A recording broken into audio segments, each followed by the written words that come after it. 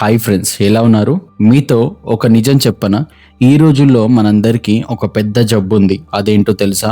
ఏది తేల్చుకోలేకపోవడం. ఒక పని మొదలు పెడతాం, కొంచెం సేపటికి అరే ఇది కాదు, ఇంకోటి చేస్తే బాగుంటుందేమో అనిపిస్తుంది. మన మనసు ఒక కోతిలాగా ఈ కొమ్మ మీద నుండి ఆ కొమ్మ మీదికి గెంతుతూనే ఉంటుంది. చివరికి రోజంతా అయిపోతుంది, కానీ ఒక్క పని కూడా పూర్తవ్వదు.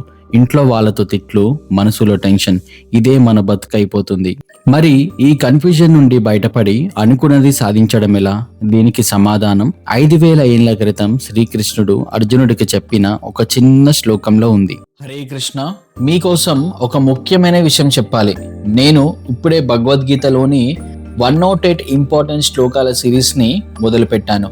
ఈ రోజులో మనకు భగవద్గీత చదవడానికి టైం ఉండదు, పైగా అది కొంచెం కష్టంగా కూడా అనిపిస్తుంది కదా.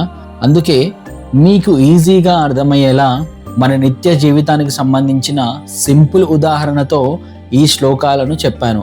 ఈ సిరీస్ పిల్లల నుండి పెద్దల వరకు ఈ జనరేషన్ అందరికీ చాలా ఉపయోగపడుతుంది. మీకు తప్పకుండా నచ్చుతుందని అనుకుంటున్నాను. ప్లేలిస్ట్ లింక్ కింద డిస్క్రిప్షన్లో ఉంది, దయచేసి ఒకసారి మొత్తం చూడండి. Thank you. Bhagavad Gita chapter 2 words 41 శ్లోకం. వ్యవసాయాత్మిక బుద్ధిర్ ఏకేహ కురునందన బహుశాఖాహనంతాక్ష బుద్ధయో వ్యవసాయనాం. శ్లోకం యొక్క అర్థం. శ్రీకృష్ణుడు ఇక్కడ చాలా సింపుల్ గా ఒక మాట చెప్తున్నాడు. అర్జున, క్లారిటీ ఉన్న వాడికి లక్ష్యం ఒకటే ఉంటుంది, వాడు వెళ్ళే దారి ఒకటే ఉంటుంది. కానీ క్లారిటీ లేని వాడికి 1000 ఆలోచనలు ఉంటాయి. వాడు ఒకేసారి 10 పడవల్లో ప్రయాణం చేయాలనుకునే వాడిలాగా అటు ఇటు తిరుగుతూ దేనిని సాధించలేడు. మన లైఫ్ నుండి కొన్ని ఉదాహరణలు. దీన్ని మన రోజువారీ జీవితంలో చూస్తే 3 విషయాలు అర్థమవుతాయి. మొదటిది, సెల్ ఫోన్ వాడకం. మనం ఏదో ఒక పని మీద ఫోన్ తీస్తాం, సడన్ గా ఒక రీల్ చూస్తాం, తర్వాత ఇంకో వీడియో, అలా గంటలు గడిచిపోతాయి.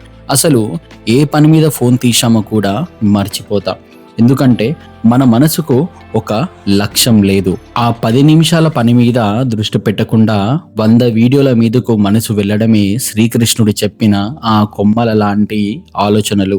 రెండవది, హోటల్కి వెళ్ళినప్పుడు. మనం హోటల్కి వెళ్తాం, మెనూ కార్డ్ చూసి ఇది కావాలా అది కావాలా అని 10 నిమిషాలు ఆలోచిస్తాం. చివరికి ఏదో ఒకటి ఆర్డర్ ఇచ్చాక కూడా పక్క టేబుల్లోని వాడు ఏం తింటున్నాడు అని చూస్తాం. మన దగ్గర ఉన్న దాని మీద కంటే పక్కవాడి దగ్గర ఉన్న దాని మీద ఆశ ఎక్కువ.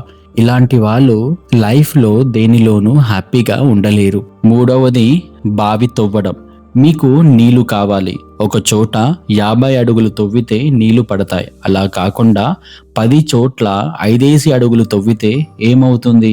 గొయ్యిలు పడతాయి తప్ప నీళ్లు రావు. మన లైఫ్లో కూడా సగం పనులు చేస్తే ఏది పూర్తి కాదు.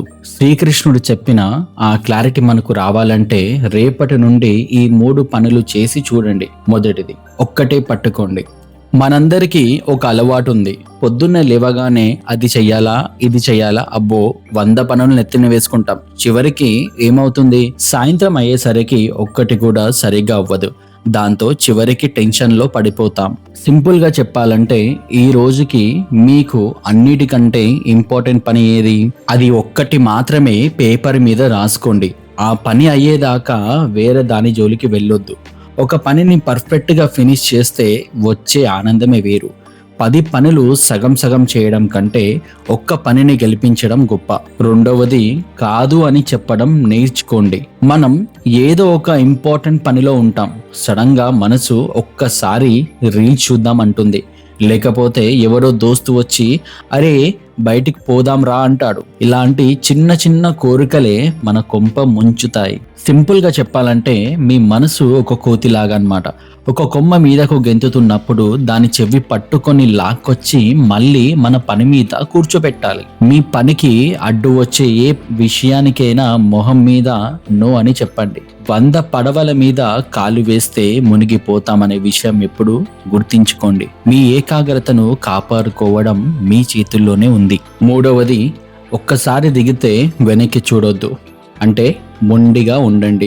చాలా మంది ఒక పని మొదలు పెడతారు, కొంచెం కష్టం రాగానే అయ్యో ఇది నా వల్ల కాదు, ఇంకోటి చేస్తే బాగుంటుందేమో అని పాతది వదిలేసి కొత్తది పట్టుకుంటారు. ఇలా చేస్తే జీవితాంతం పనులు మొదలు పెట్టడానికే సరిపోతుంది తప్ప ఏది కూడా ముగింపు దాకా వెళ్ళదు. సింపుల్ గా చెప్పాలంటే ఏదైనా పని చేసే ముందు 10 సార్లు ఆలోచించండి, 100 మందిని అడగండి, తప్పులేదు.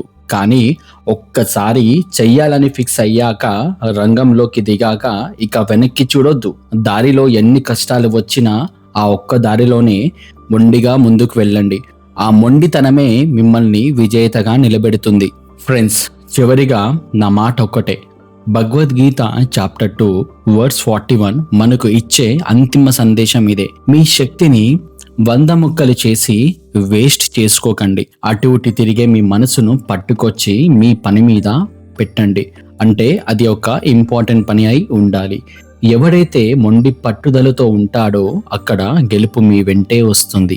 ఒక్కసారి ఆలోచించండి, మనం ఒక భూతద్దం పట్టుకొని సూర్యరశ్మిని ఒక్క చోటే పెడితే కాగితం కాలుతుంది. అదే అద్దాన్ని అటు ఇటు కదిలిస్తే ఏమీ అవ్వదు. మీ ఆలోచనలు కూడా అంతే. క్లారిటీ లేకుండా 100 వైపుల తిరిగితే మీ లైఫ్ లో ఏది మారదు. అదే ఒక్క పని మీద మనసు పెడితే మీరు తూపవుతారు. ఈ చిన్న మార్పు చేసి చూడండి, మీ లైఫ్ లో కన్ఫ్యూజన్ పోతుంది, మనసుకు ప్రశాంతత దొరుకుతుంది, అనుకున్న పనులు టకటక అయిపోతాయి. ఫ్రెండ్స్, ఈ వీడియో వల్ల మీ మనసుకు కొంచెం క్లారిటీ వచ్చిందని మీరు అనుకుంటే కింద కామెంట్లో చెప్పండి. మీకు బాగా నచ్చిన మాట ఏంటో రాయండి.